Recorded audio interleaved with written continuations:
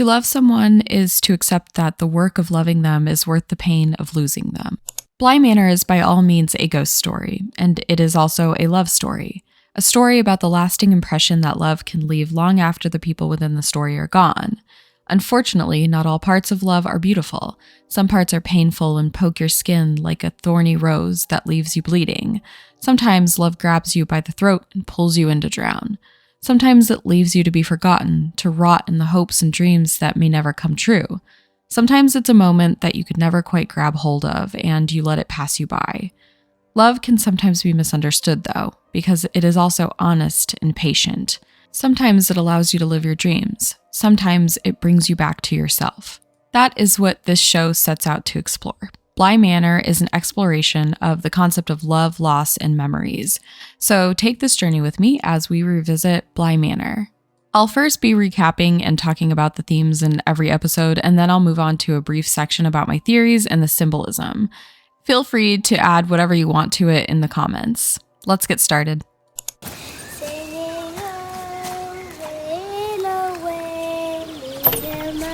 Danny, an American teacher, is seeking employment as an au pair for 2 children in the English countryside at an estate called Bly Manor. The job is for the niece and nephew of Henry Wingrave. These children, while exceptional by description, are apparently tough to find a nanny for. Danny is immediately suspicious of the job posting because it's been around for a very long time. So while Henry asks her what's the catch in her interest, because she's clearly young, savvy, and has her whole life ahead of her, she makes a statement that she could ask him the same thing. The awkward encounter ends abruptly, and the scene cuts to a bar. Danny notices that Henry has also come to drown his stress from the interview in a glass. She tells him there's no need to continue hiding whatever secrets were preventing him from filling the position because she knows she didn't get the job. Henry tells her that the children's first governess had taken her own life on the premises. This, combined with the deaths of the children's parents, had set off alarm bells throughout the community. It seems the position has been deemed hauntingly undesirable by superstitious potential applicants. Danny persuades her prospective new employer to give her a chance. She doesn't care about the ghosts that Bly has hidden in its walls, and he obliges.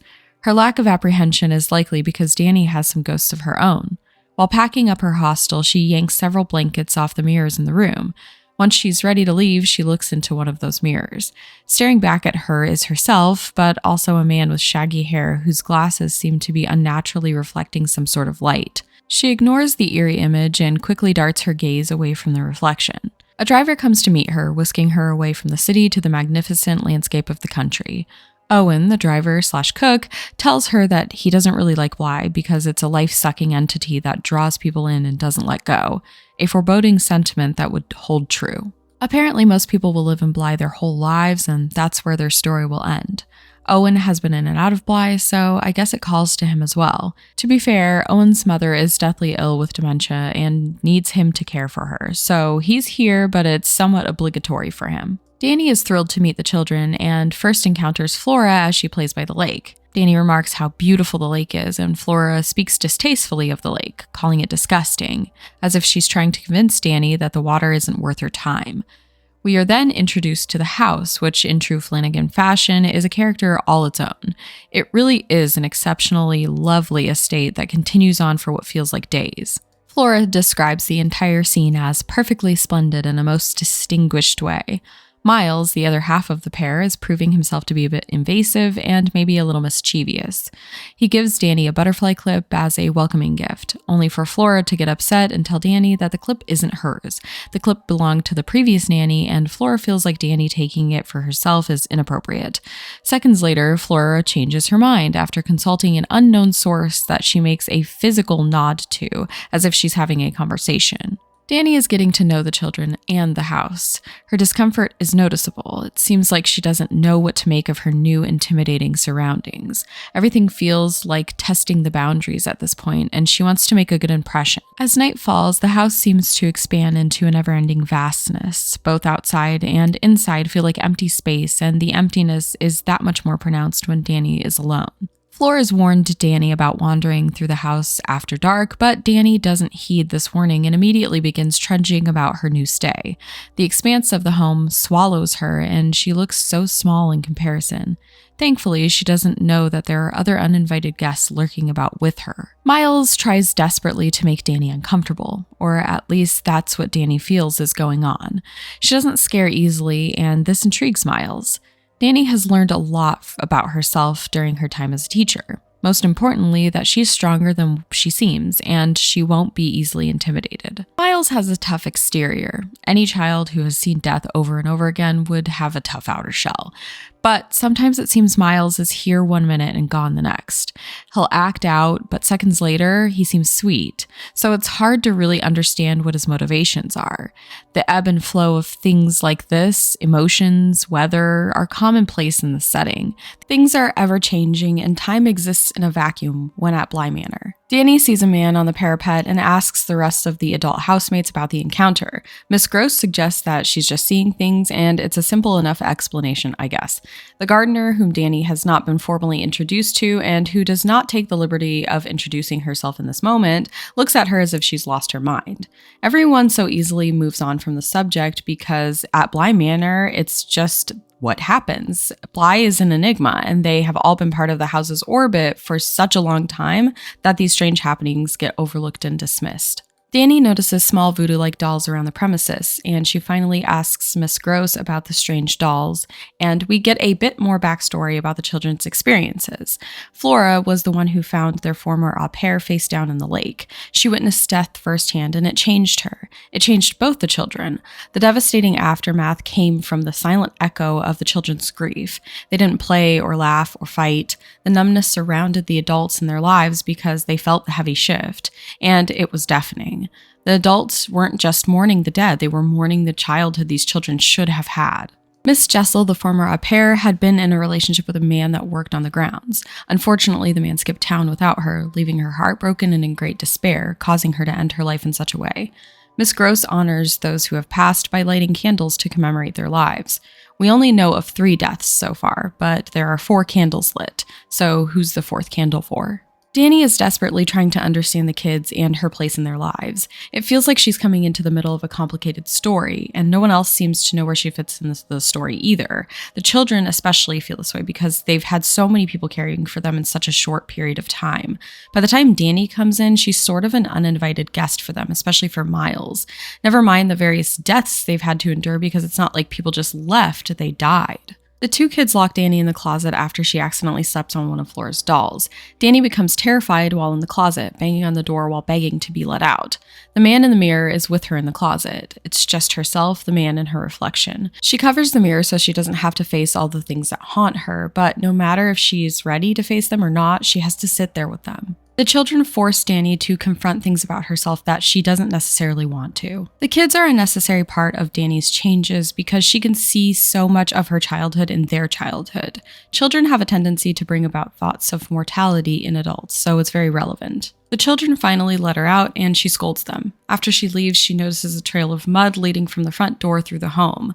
She follows it and assumes it's the children's mess, but we see later that it is far more complicated of a story than the kids messing around when they're not supposed to. Why can't you just leave well enough alone? The trail of mud is always the same path. If the children are doing this, they're not just going outside and playing. Instead, they're having a rendezvous to and from the home at the late hour for something specific. That's if the children are doing it, which that's what all the adults assume is the case. Miles is upset that Dani is upset, so he throws one of Flora's dolls into the cellar for Dani to retrieve. It's a creepy area of an already creepy house. This place has dolls, though. The camera lingers on the dolls in a wide shot, and eventually one of them moves. It's not a jump scare or anything, which makes it more effective for me. It's just watching and waiting. In fact, if you weren't paying very close attention, or if you looked elsewhere for even a moment, you might have missed the scene entirely. Flanagan is fantastic at creating moments like this in his stories. The things you may not notice as an audience member are the scariest things of all, because the tension comes from the fact that you have no idea where the thing you're supposed to be scared of is at. So your eyes dart around the screen because you know it's there and you're determined to find it. It makes the audience feel like they are just as clueless as the characters when it comes to what is going on around them. It's an immersive moment that will sit with you. Miles pensively looks out of the window while Danny is trying to get his attention, but he only exists in a dreamy memory right now, a memory of his times at school, to one lesson in particular, the Bible story in Luke 8:30, which is about the demon legion and his trek through man and pig in order to be exorcised from the world. Miles asks if the man in the story gave Legion permission to inhabit his body. His teacher explains that in a way the man did give the entity permission to enter, because man is neither good nor evil, he is both, and he will always grapple with the fact that he lives in a dichotic existence. So that's not to say that the man gave explicit permission, it is the way of man to allow himself to indulge in the unholy parts of himself. It is within man's nature to explore both his good and evil sides. This allows an entity like Legion a place to fester and feed, to grow and to thrive. Being aware of Miles' complicated circumstances, the death of his parents and his nanny, the teacher tells him that the entire staff is here for him if he needs anything. He also suggests Miles read John 16:22. In this passage, it talks about suffering. The suffering experienced in life is not in vain because there is a light that will come from all of this. This is comforting, but I'm not exactly sure it's the best sentiment, especially for a child, because they live so moment to moment, a lot more than adults do. So this sort of forethought into future happiness that has yet to happen may not be as comforting as his teacher thinks. Despite the support from staff, Miles begins to act out at the school. It seems that he may want to or need to go home. The way that he's acting is so far out of character that you know there's something more to it. He jumps from a tree and hurts himself on purpose. He fights another boy out of absolutely nowhere, but his teacher is more than willing to look past these transgressions because of the multiple deaths that Miles has had to suffer through. God forgives everyone because everyone is a sinner, his teacher reminds him, Miles included. No one is without sin aside from the most innocent among us, animals and unborn babies. Miles points out that if animals are so innocent, then God should not have used the pigs as a vessel for the demon. This makes God look hypocritical and indecent, that God would himself suggest innocent beings be punished. So many things about Miles' experiences are unfair, especially because he's an innocent child. His actions are not a cry for help so much as they are a bid for a change in his environment. He wants to control the things going on around him. His teacher continuously tries to justify his behaviors, but Miles does not want to be absolved. He doubles down by killing a pigeon and continues to drive home the point to the staff that he is not who they think he is. Miles is trying to find their key. It's a factor for manipulation. What can I do that would send someone over the edge and make them do what I need them to do? Specifically, with the pigeon incident, Miles is looking for the teacher's key. Eventually, and obviously, these events lead to Miles being sent home and expelled from school. At the end of the memory, we learn that Flora wrote to him at school begging him to come home, which is why he was acting out. Meanwhile, Danny has got the children cleaning and doing things around the house to make up for their transgressions, but also because it's probably good for them to engage with their surroundings in a positive way. So much of the house seems scary and holds bad memories for the children. Learning to garden and be more involved in the upkeep of the home might just help them to develop a positive relationship with it. In the background, the staff gossip about the new au pair. The gardener, even though she's been mostly aloof, starts to feel like she's going to play a larger part in Danny's story than we expected. Flora goes through Danny's things, and Danny is triggered when she sees Flora wearing the very same glasses that her ghost wears. She freaks out away from Flora downstairs in the front part of the house. Jamie sees her state and decides to step in, telling her that she gets it. This place is tough at first, but eventually it'll get easier. She even does a little criticism of the kids. Smaller things like a crack in the tile that miraculously fixes itself, Miles' attitude shifts, and phones ringing with no one on the other line. All these things seem to be becoming more pronounced as the episode goes on. Truly, as I've mentioned before, the house seems to be in a world of its own. It plays games and creates a sense of dis-ease. The foundation is becoming shaky. Miles is incredibly inappropriate at points, and when he cuts the roses in the garden and gives them to Danny as an apology, it seems like he's even been eavesdropping on the gardener's conversation with her. He is subtly pushing everyone's buttons, trying to find their key.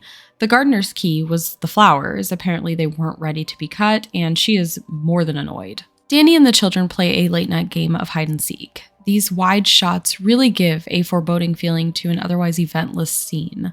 The anticipation of something happening is the something happening. We see a little girl, not Flora, looking over at Danny from behind her back. It seems like Danny is always playing a game of hide and seek with the ghosts in the house. I'm honestly not sure why Danny would have agreed to play this specific game in this house. It's an incredibly bold move because this place is already very scary without it being pitch black and quiet with no one around. I wouldn't have chosen this. A music box starts playing in the wing of the house where the children aren't supposed to go. Danny goes through the box and finds a picture of Miss Jessel with a man. Flora maintains her hiding spot near the area and hums the music from the box. An entity breathlessly whimpers behind her while she does this. Flora is aware of the entity and shushes it as its breathy gasps become louder. The children's behavior starts to become wildly out of control when Miles comes up behind Danny and chokes her. He runs off, telling her that she's it. She was already it, so I don't know. She runs after him, but encounters the man that she saw yesterday on the parapet in the window. Danny runs outside, but it seems that the man has run off. From outside the home, she looks inside. Miles is standing there, but then he faints.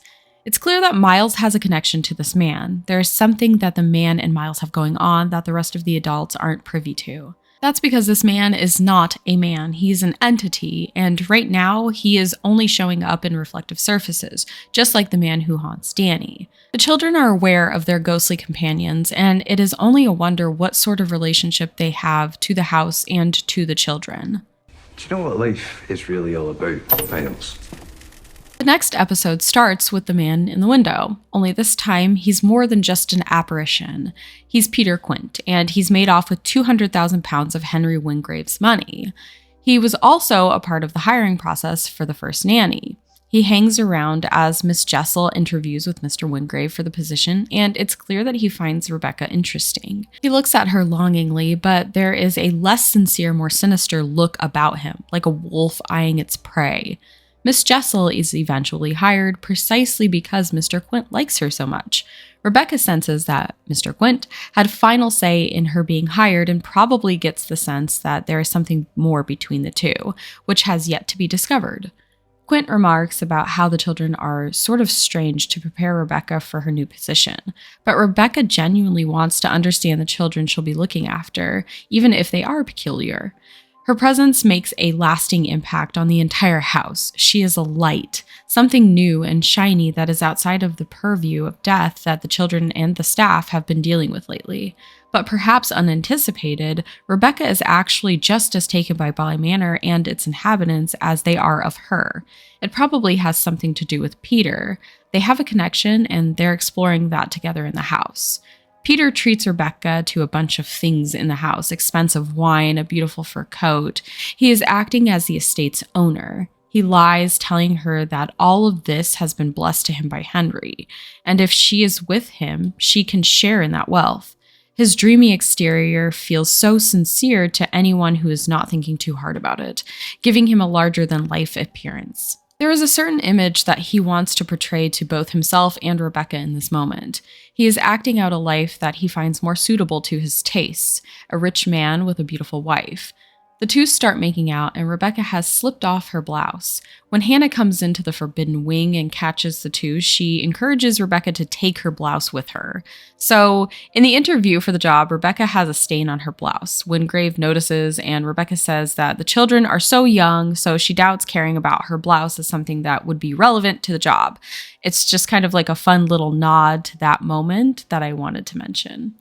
Anyway, Hannah is furious and tells Peter that she'll throw him into the lake if she finds him in the forbidden wing of the house again. Obviously, he doesn't take kindly to these threats. It's weighing on him and he feels slighted. He takes this out on Rebecca, making her feel as if she's responding to advances from Owen, but Owen is neither making advances nor is Rebecca responding. He needs a reason to be mad at her because he's feeling weak. His ego was bruised when Hannah stood up for herself. She wasn't afraid of him. She wasn't afraid of his threats. Her putting him in his place makes him feel weak. So he makes a big deal of the most innocuous events with the only person he can manipulate in the house, Rebecca. Peter's facade starts to slip a bit here and there. A quick pull on Rebecca's arm when she doesn't want to come back to bed, a jealous moment of rage. It's all too perfect until it's not. Meanwhile, in the present time, Danny and Hannah, aka Miss Gross, are shaken by the fact that Danny saw Mr. Quint in the window. The police, on the other hand, think that Mr. Quint is nothing more than a nuisance, so even if he's hanging around the house, it's not serious enough for them to consider doing any more than coming out and taking a look around, which is frustrating for the women, so they take it upon themselves to make sure that they are safe.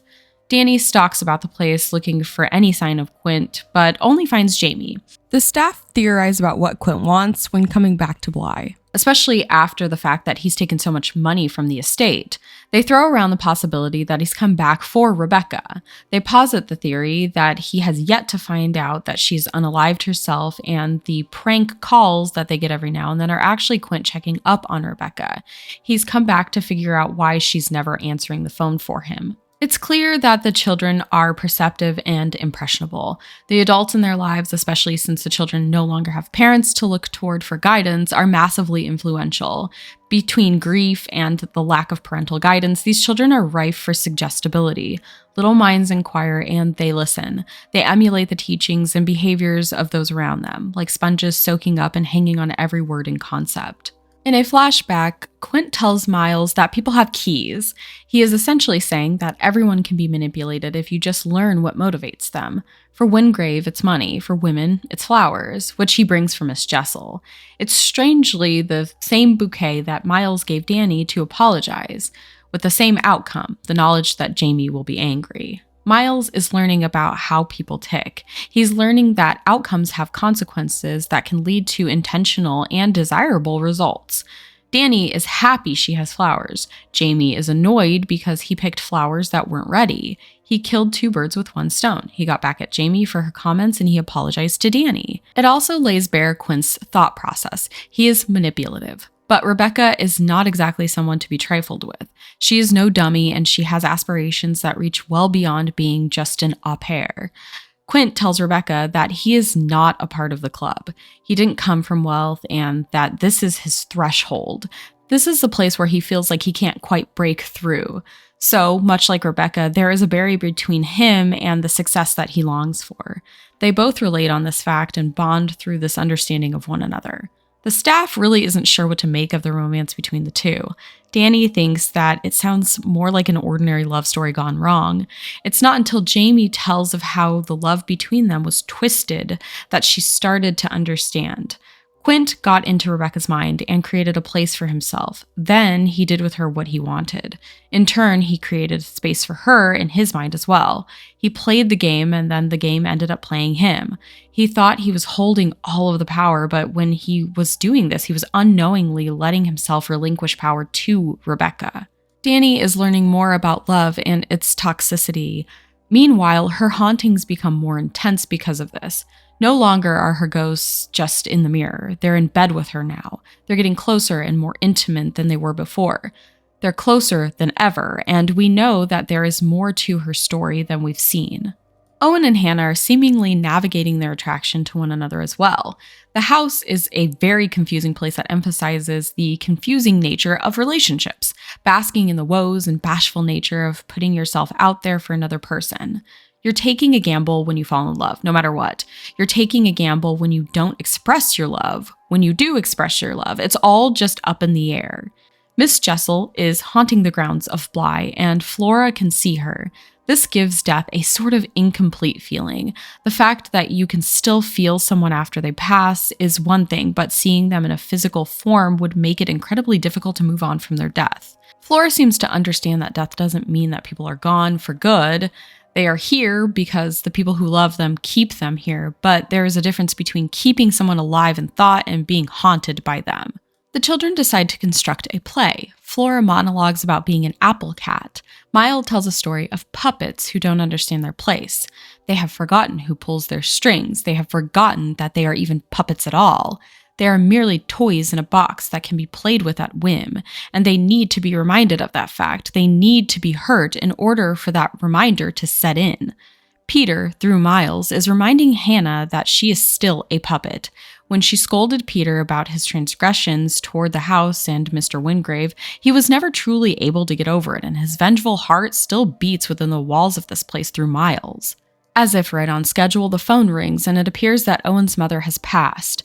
As the non-essential staff leave the house, Danny expresses to Jamie that she's glad she ended up staying longer, but the entity that has been haunting Danny is still in her mind. He shows up right after this interaction as if to tell her that she can't get rid of him, even if he only exists in the back of her mind. But his grip is starting to become lighter as she frees herself from him. I love you so much, even still. We flash back to Danny's life before Bly, and she's with her best friend, a boy, Edmund, and it's obvious that he is the entity. He wears the same glasses. We move up to their wedding rehearsal, and Danny seems disconnected from the entire event. She looks unhappy, overwhelmed, and lost. It's not hard to see that she's being forced into something that she doesn't want to do, and she's sad because of it. Danny sees her ghost more and more these days. Instead of hiding away, she's putting herself out there, which threatens his existence. She's starting to let go of her past and move on, but that doesn't mean that the past is going to just easily go away. And I think Danny is starting to realize that fact, which motivates her to let go even more. She has been a slave to her memories, and it dictates how she interacts with her future and present, making her current reality paranoid and uncomfortable. You see, Danny is not into men, which is why she is so uncomfortable with the upcoming nuptials in her flashback. Danny is a lesbian, and she is masking so that people around her will feel better about her sexuality. She feels like she has a responsibility to do what other people want her to do. She is denying an important part of herself and her needs. Jamie, the isolation from everyone, and being able to explore that part of herself is making her feel more comfortable, but the past is still haunting her despite finally being free of the judgment. Flora, at the dinner table with the staff, tells Owen that he is still alive after she senses his grief. He won't die. She tells him that she thought she was dying when her parents passed, but you have to be alive in order to feel as if you're dying, so it can't be true. Furthermore, dead does not mean gone, so there is actually no need to be sad. Undoubtedly, your world is rocked when someone passes away. It makes you question your reality. The fact that life is there one day and not the next is traumatizing. In one moment, everything can change. Sure, there's an obvious sadness that happens when realizing the fact that the person is gone, but anxiety comes from the thought of your foundation being so fickle. Miles has had enough and acts out toward the staff. He demands wine in the most childish of ways. He pounds his fist and commands it be done. Of course, Peter has taken over this child, and his own childish ways are actually on display. We will explore the concept of Peter and Miles more in depth at the end of this video, so I'll move on from this issue for now. Flora's dollhouse contains homemade dolls that look like the people in her life. She places them throughout the parts of her dollhouse as events take place. Seeing Peter's doll there, Danny asks about whether or not the kids might have let Peter into the house. But Flora tells her that it's not how it works, causing even more confusion. Danny commiserates with Miles over their turbulent childhood experiences. Her perspective is similar, and she understands Miles wants to exert control over his life. She reminds him that he has control, though. He can choose to some extent what adults are in his life because he has so many to choose from. She tells him that the group he has now is amazing and that he should honor that. Danny is pulled into another flashback about her and Edmund, and we get the backstory that we've been looking for. After many sleepless nights and a lot of uncomfortable moments, Danny tells Edmund that she can't marry him. They sit in the car, and because he is so upset, he steps out to get some air, only to be hit by an oncoming truck. His glasses light up from the truck's headlights, and he's thrown against the pavement, killing him as Danny watches his contorted hand twitch in the middle of the road. He and Danny parted on such uncertain terms, and it weighs heavily on her. But he's not gone because she won't let him go. He is constantly there with her when she looks at herself in the mirror. The entity is so cumbersome, the weight is so heavy that she can't even look at herself in the mirror without feeling like she's being eaten alive with grief. The staff of Bly have a moment as they sit outside and remember those who have died, saying an ode to them in remembrance of the great parts they admired. Hannah talks about Rebecca and how she was brilliant. Her life was cut short by a man that couldn't reach half her stature. He melted her down to nothing, a shell of herself. Owen talks about his mother and how it was insensitive that the true real-life version of her wasn't honored at her funeral. It was just a watered-down story about her life. It's important to acknowledge the good and the bad because that is real life. The burden of Danny's experiences are finally enough that she tells Jamie about her ghost and about the way she and her fiancé parted. She tries to give herself over to Jamie in that moment so that she might have a chance at happiness, but finds it impossible when Edmund shows himself to her. She's been longing for love and a life without feeling like she has Edmund looking over her shoulder, but whenever she attempts to dive into that feeling, she is met with him staring her down. Even something as natural as Danny's sexuality has been haunted by Edmund's death. Danny is understandably upset because she just can't let this part of her go. Breaking free from the burden of a life that was never meant to be is perhaps more burdensome than breaking free from a life that was meant to be. Danny continues to not listen to Flora about not getting out of her bed at night. This leaves her vulnerable to the woman who walks the house. Flora and Miles distract Danny so that she doesn't end up in the path of her walk, which could end her life. Eventually, Danny makes her way outside to the fire pit because she has had enough of Edmund haunting her, making her life miserable and lonely. She wants to confront him once and for all and get his presence off of her back. She has finally decided to confront herself about her past. But that's the biggest thing. We can't count on the past. The fire pit seems to be a place where the characters can go and sort of wax philosophical about their lives. So we are here with Owen and Hannah, and this is set in the same night that Danny and Jamie had their revelation that they like each other. The same night, Danny set out to confront her deceased fiancé. We'll see time transform most during this episode and the subsequent episodes, just a forewarning. Owen makes the statement that you can't count on the past or the future to get you from point A to point B. Things have to be a little more actionable on your end. You don't know if you have a future, and the past is easily forgotten, as demonstrated by his dementia-addled mother. There is no everlasting experience. It will all be lost to time or muddled by inaccurate memory recall. It fades and moves with the wind, making it fickle, much like life.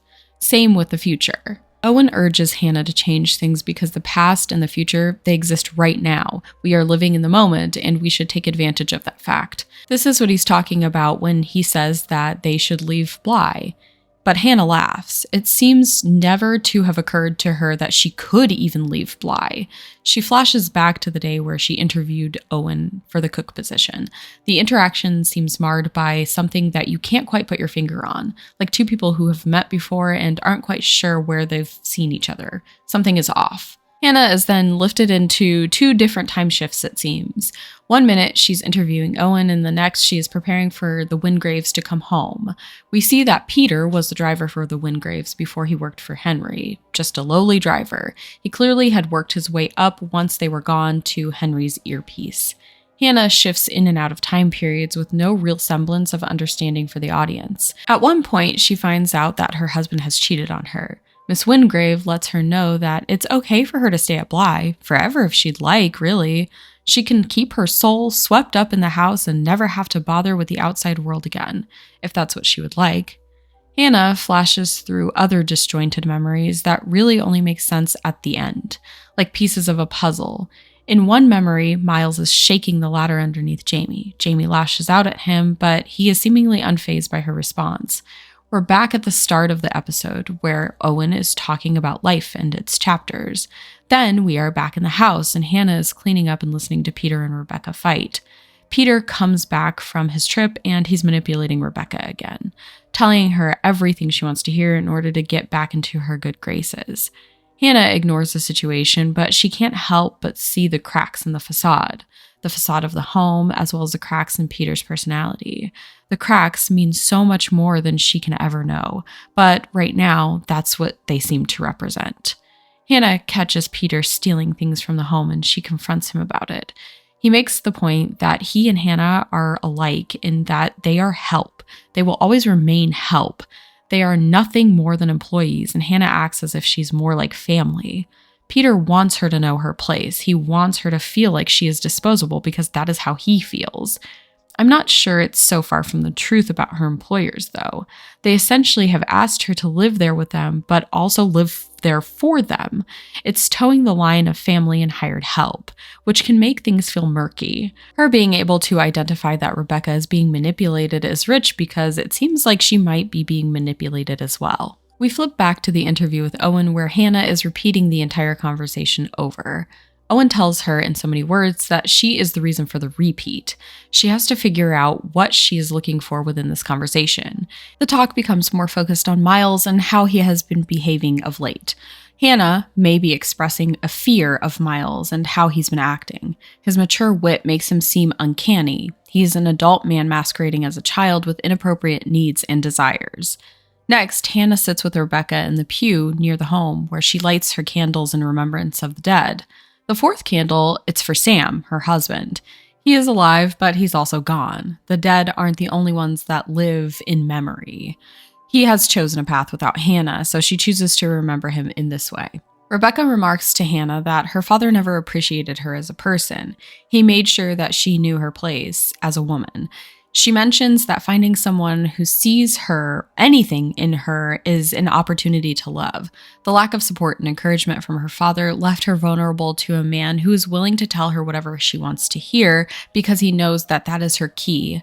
Relationships are like a religion. You are asked to believe that someone loves you even when you can't see it. That belief will continue to manifest and arguably become stronger because the desperate need to be loved hangs in the balance.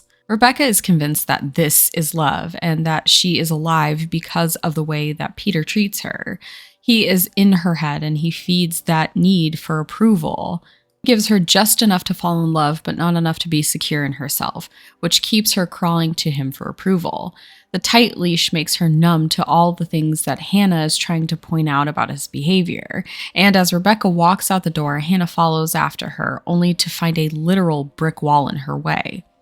Hannah is transported to another memory, and she tells Owen that soon enough, Rebecca will end up in a situation that she has no control over because of Peter. Rebecca doesn't know it yet, but she is in danger. We flop back over to the interview, and Owen makes a point to identify something that Hannah said in the previous conversation. She references that Rebecca is a rat stuck in a glue trap. Everyone is a rat stuck in a glue trap, stuck in their circumstances, too afraid, too convinced, and too broken to do anything about it.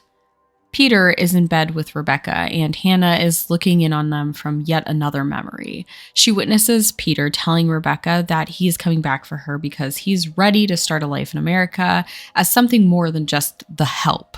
He promises her, and she eats all of this up, hopeful that he isn't making a mess of things. Rebecca urges Hannah not to leave this part of the memory. Something bad is on the horizon, and whatever it is, she doesn't want Hannah to see it. Despite Rebecca's warnings, Hannah heads out into the hallway through the door anyway. In this memory, the children attempt to get Peter to check out Flora's room, but he goes to the forbidden side of the house instead. When he comes back, he's taken at the throat by the ghost that walks the halls. Peter never left Rebecca. The ghost took him and ended his life. He doesn't know that he's been taken, and he is convinced that he's still alive. When the four of them see the lady walking with his deceased body in her hands, dragging him into the lake, he can't help but become enraged. He touches Miles, and Miles becomes possessed by the spirit of Peter as he begins to direct his rage through the little boy. We flop directly back into the interview with Owen again. What hath night to do with sleep? The weary, unrested souls of the house cannot move. Neither living nor dead feel settled in their existence. They are a chain reaction to whatever is going on around them, merely just hanging out among time. Owen poetically drifts, what dreams may come. This is referential to the fact that no one knows what happens beyond death. Perhaps that is why it's so hard for the spirits in the house to move on, or for the living to just admit that the people they've lost are gone. Hannah is stifled by her movement through time, and Owen sets her straight. The year is 1987, and something is wrong with Miles. Of course, Owen is referring to his possession, but he is also trying to steer Hannah toward herself, toward the reality that Hannah needs to see and accept, the fact that she is dead. When she was chasing Miles into the wooded area, he became possessed by Peter and pushed her down a well. The crack in the well where Hannah rests manifests itself into her daily life, a constant reminder that she is not really here, a reminder that she wasn't able to identify until now. Danny comes right onto the scene after Hannah's demise as she becomes just another entity haunting Bly, distracting her from the incident. She cannot go with Owen, and he was right. She cannot count on the past. Her memories are disjointed and unclear. She does not have a future to envision. She takes Owen's offer to leave, but the offer was never really there because she's stuck. She will never go to Paris with Owen. She will never live her life outside of the walls of Bly Manor. Please help me. It's okay, sweetheart. You won't feel it. Henry Wingrave is a workaholic who has given himself over to a life that is devoid of love and happiness and people. Same story, different scenery. Wingrave is being haunted by his own demons, and it seems even work and alcoholism cannot help him escape. He is being haunted by his brother. A flashback sees Miss Wingrave giving birth to Flora. It seems that Mr. Wingrave was a proper family man and insisted on being there for the birth. With hefty concern and love for his family, he rushes to greet her, making sure that she knows he's right there for her. Flora, years later, is in her room and she sees a little boy. When she tries to interact with him, she becomes frightened. The little boy has no face. This scares her and she goes running into her mother's room. She inadvertently catches her mom and uncle having an affair. They disregard her in a very polite way, telling her to give the ghost a story so that he's less scary. But Flora realizes that she is in a memory. She would love to dream, but instead Flora is stuck in her memories. Dominic, Henry's brother, is being haunted for a reason. He is a poor replica of his brother, and it makes him feel insecure. The things that he has done to his brother are unforgivable. Imposing himself on his life and his marriage in the way that he has makes him feel guilty. With Dominic gone, this is the best he has to torture himself in front of his brother to make amends. Danny and Jamie are finally getting some alone time. Jamie opens up about her experiences as a child, and we get a lot more insight into her perspective. She is largely aloof and makes light of most situations to relieve the tension. She tells Danny that her mother cheated on her father, and her father buried his head in the ground, literally as a coal miner. He did this so much so that he was no longer aware of what life looked like above ground. Much of his life died in the coal mine, really. Died in the distraction, died in the dissatisfaction with how his life turned out. The neighborhood knew about Jamie's mother's cheating, and it ran her mother out of town. Jamie wasn't able to care for her brother, and so she ended up in foster homes with people who didn't care about her. This has left her with a bitter taste in her mouth about people and open wounds that she doesn't intend to close, so she drowns herself in plants. I feel like Jamie replicates her father's actions with a different desired outcome. She's buried in her work, so much so that she leaves human connection behind. She focuses on organic life, and her father focused on death in organic matter. He mined and dug for a way out. Jamie digs and plants for life to flourish. Not to escape, but to find the right person to put her time into. Not everyone is worth the effort it takes to grow with them, and she knows that. So spending time alone until you find the right person is important. There are parallels between Jamie's parents and the situation with Dominic and Charlotte. It appears that Dominic has put together the timeline for Flora's birth, and it's a bit off. He's noticed small incidences here and there with his brother, but this timeline is the definitive answer to what is actually going on. Flora is Henry's baby. He admits to Charlotte that he's been away too often and that her loneliness does not go unnoticed. But Dominic finally confronts Henry. He tells him that he's banished from his life, his wife, and his home. Henry has been confined to his office space, and that is it. That's all he has now. And himself. But Henry is not good company to keep. He is not someone anyone would want to be around. And Dominic references what we've been seeing all along. The ghost that haunts Henry looks a bit like his brother, but it also looks a lot like himself, and it grins at him. The monster does. A shit-eating grin, as Dominic called it. Henry is reaping the devastating effects of having to live with the person he is and the choices he's made. He's avoidant when it comes to the children and life outside of his office because the children and the house represent something profoundly upsetting for him, even going as far as to continue calling the house and hanging up. Henry is the mystery caller that the staff find so obnoxious.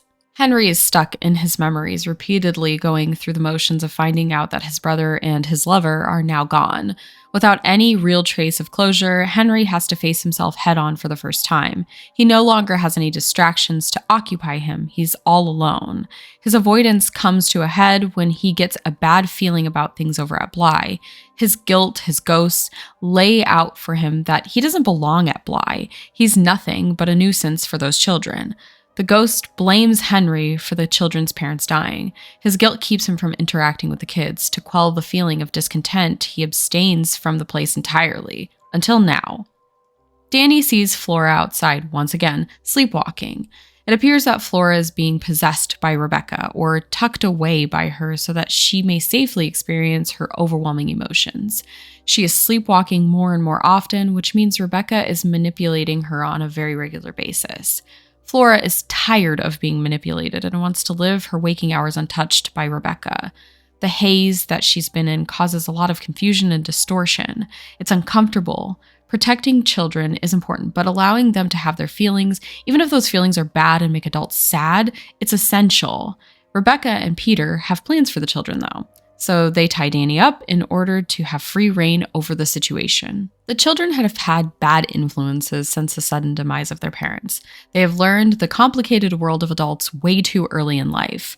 They have been intertwined with those lives for a very long time, and it's confusing for them, causing Miles to act out and Flora to become a mill of memories that she's constantly trying to make sense of. The impact of the adults around them has deeply changed their landscape. It's you.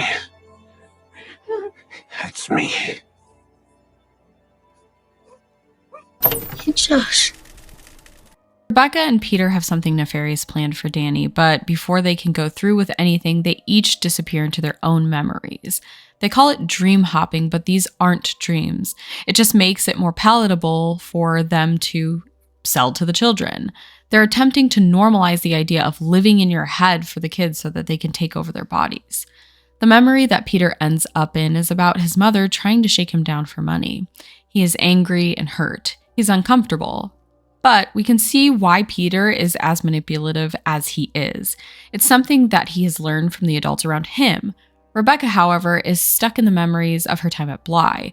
Unlike Peter, she shifts through different memories. Peter only has one. After Peter's death, which Rebecca does not know he's dead, she thinks he's left, Rebecca becomes disconnected. She is invited to hang out with the staff, but keeps to herself, wallowing in the breakup. Jamie tells her that she needs to use this opportunity to branch out past the nanny position and move on.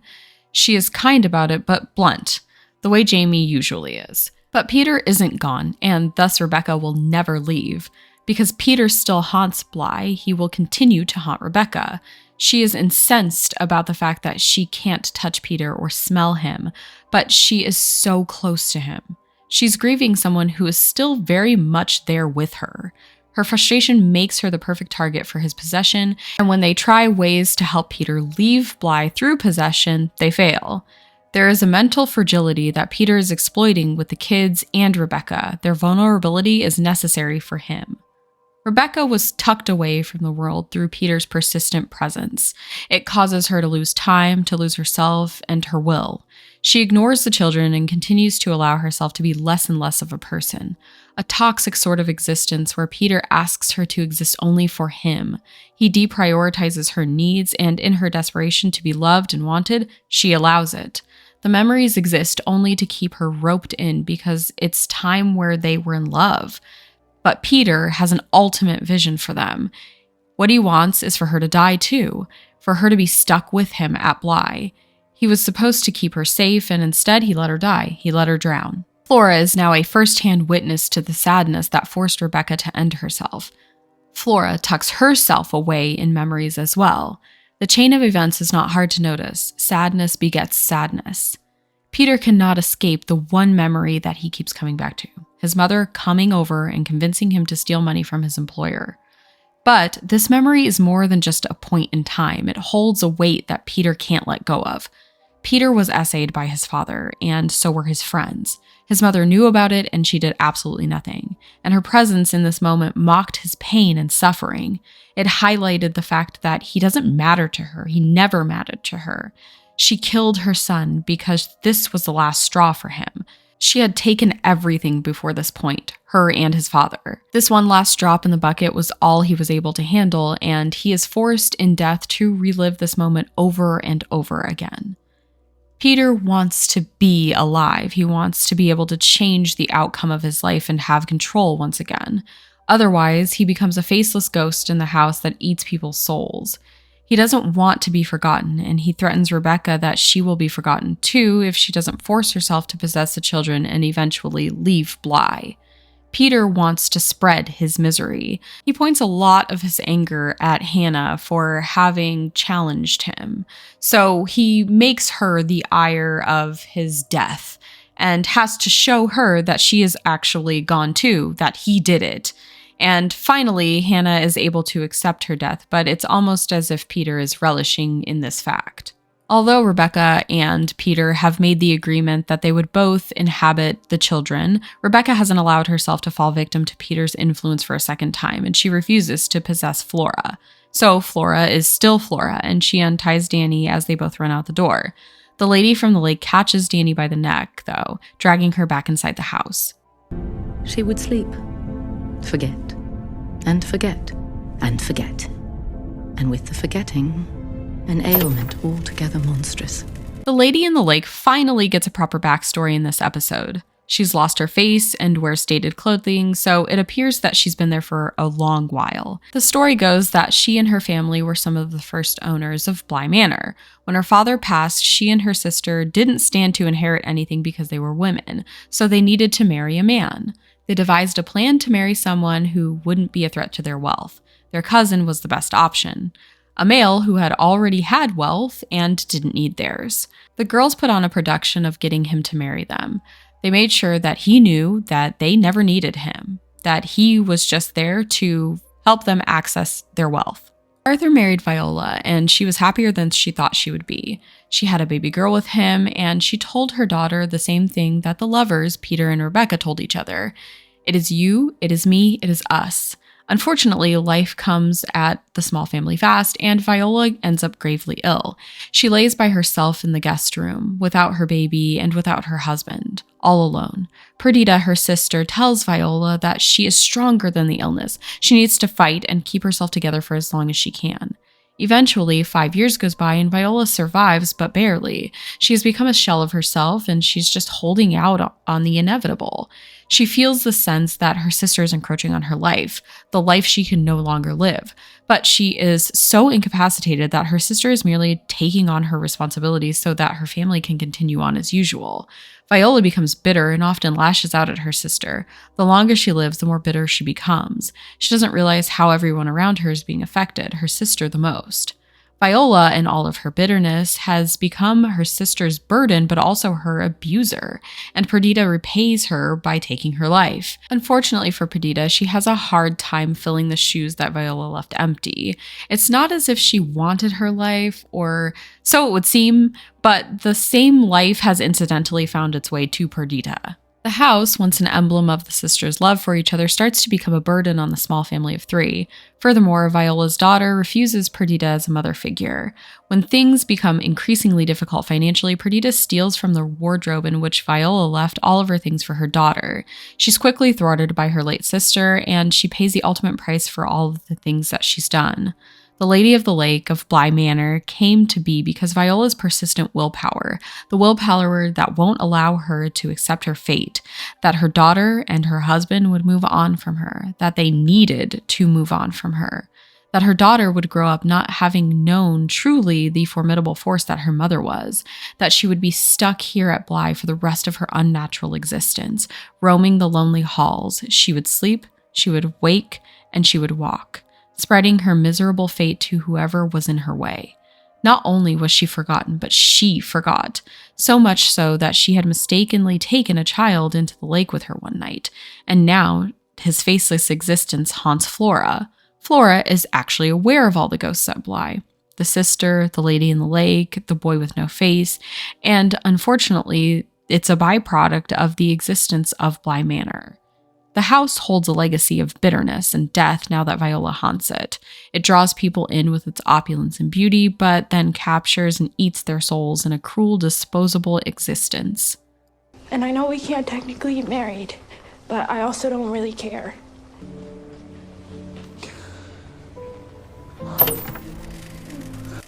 At the start of episode 9, we are once again in the house during the interview between Hannah and Owen. Hannah can feel herself fading, and she needs to tell Owen all the things that she's felt since meeting him. And he needs to tell her that she has work to do if she wants to save the people who aren't already trapped here. Danny is taken inside the house by the Lady of the Lake, but Flora interrupts, prompting the lady to take Flora into the lake instead of Danny. Danny runs to intervene, but she is slow. Instead, Henry shows up to help. He is swiftly incapacitated by the lady, and she continues to drag Flora into the lake with her. Rebecca tells her that she is here. She will hide Flora away. Thankfully, Danny tells the ghosts what she wants to hear. She invites her in. Henry is revived, but he did die for a minute. While he was talking to Hannah in the afterlife, she tells him to tell Owen about her body in the well, and that she loves him. She doesn't get to finish, but she means to say the rest is just confetti. It's a wonderful tie into the story of Hill House, where Nell tells her siblings that she loves them and the rest is just confetti. Peter no longer has control of Miles, and all of the spirits are finally able to move on from Bly, including his. Danny and Jamie finally get to have the life they both deserve to live outside the four walls. They start a business together, and they seem happy and in love, letting down the walls that once provided them with a false sense of security. Danny manages to seize her life when she asks Jamie to marry her after 5 years. It's a gorgeous moment that they both truly deserve. Owen has opened his own restaurant where he celebrates with the newly engaged women. They talk about things that have happened since they've left Bly. Hannah is commemorated on the wall in Owen's restaurant, and he is doing very well for himself. He remembers Hannah in every possible way that he can. Flora is 17 and has a boyfriend. All of them are doing great. So great, in fact, that the children don't even remember what happened at Bly. They only remember small pieces, but not the feelings and the specifics, because they are lost to time.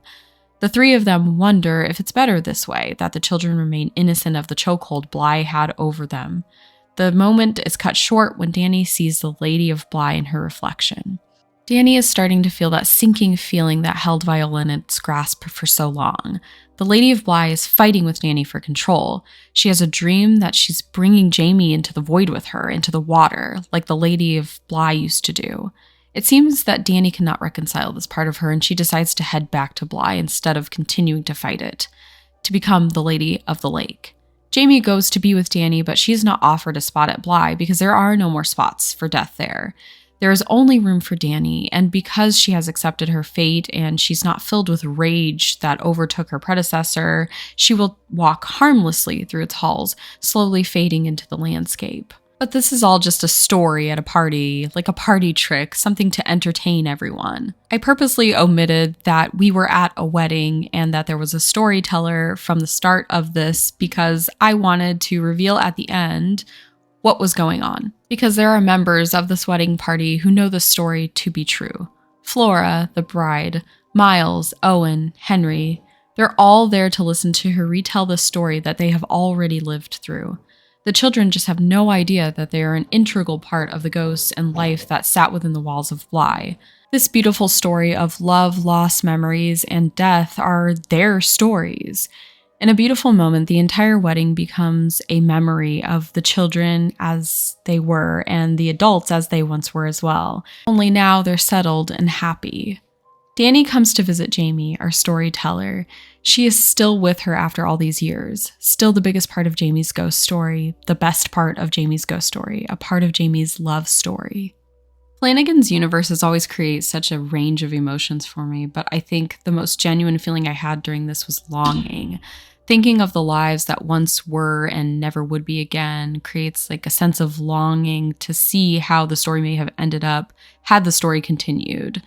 The story was resolute, I'm not saying that, but I craved to see the parts that were imagined and never really came true. There was a sense of being a bit depleted and feeling lost after too, which is strange because the ending is somewhat neutral. The conclusion was kind of happy, so I'm not sure where this feeling really comes from. Something else Flanagan does really well is creating characters that feel like they have a soul. So the show becomes more of an experience that you're having with them instead of like something that you're passively watching. So maybe that's where the feeling comes from. Who knows? Let's talk about theories and symbolism. reflections, the mirror, the reflection, it's used often in film for a lot of different reasons. For Bly Manor, there are probably all sorts of reasons that reflections were used. Most of all, we saw the ghosts in the mirrors or in reflective surfaces, so it could mean that the mirrors are a portal or a line that's breached between the living and the dead. It could also mean that it's a portal to the past, but it is also a vision of self-reflection of that person and their past and about the ghosts that currently haunt them. The distorted, inverted image could also be a way for the characters to avert introspection. There are so many scenes that I can't help but think that their symbolism has many different meanings and interpretations. The connection between Peter and Miles is something that I thought about the most. Peter is sometimes childish, both when he's acting as Miles and when he's himself. Learning from his flashbacks that he was essayed as a child, we're kind of able to get a bit more insight into his stunted development and why he acts the way that he does. Is Miles maybe acting out the will of Peter's inner child, a child that no one had to love him, and he is ironically possessing a child that has plenty of love in his life? His possession of Miles is so different than Rebecca's possession of Flora, because Rebecca attempts to shield Flora and hide her away in her memories. Peter creates havoc for poor Miles instead. Could this be the influence that Peter has over Miles, showing that adult behaviors we see from our role models make us vulnerable as children? Because Miles is often put in uncomfortable situations, and he's normally a sweet-natured kid. He had gone through so much, and he needed someone to help, to listen. Danny was there, and she made a huge difference, but simultaneously, Peter needed to hear Danny say the things that she did in order to heal himself. The Moonflower is a beautiful ode to Danny and Jamie's love story, because much like the Moonflower, Danny and Jamie's love story was very short-lived, but when they both put their time and effort into it, it was totally worth it to see it bloom for as long as it did, than to have just ignored it and not gone through with anything, never have lived that life with each other, because they knew it would be short-lived. It's also a bitter reminder that the best things in life may not last. The Lady of the Lake, sad representation of a botched legacy. Viola wanted to be remembered for her tenacity, and at the end of the day, her bitterness wilted her memory for everyone. Even her beloved daughter, who ended up dumping her in the lake to sit and rot. She carried her misery through decades of life. In this case, sometimes dead is better, and if she would have just been taken out by the sickness in the first few weeks, she may not have grown to be a misunderstood and broken individual. Her aimless need to monotonously exist and be there despite being so bitter ended with her memory being spoiled and her existence ultimately forgotten. So if you like this video, give it a thumbs up, subscribe. I might make another Flanagan video in the future, so be here for that, and I'll see you next time. Bye!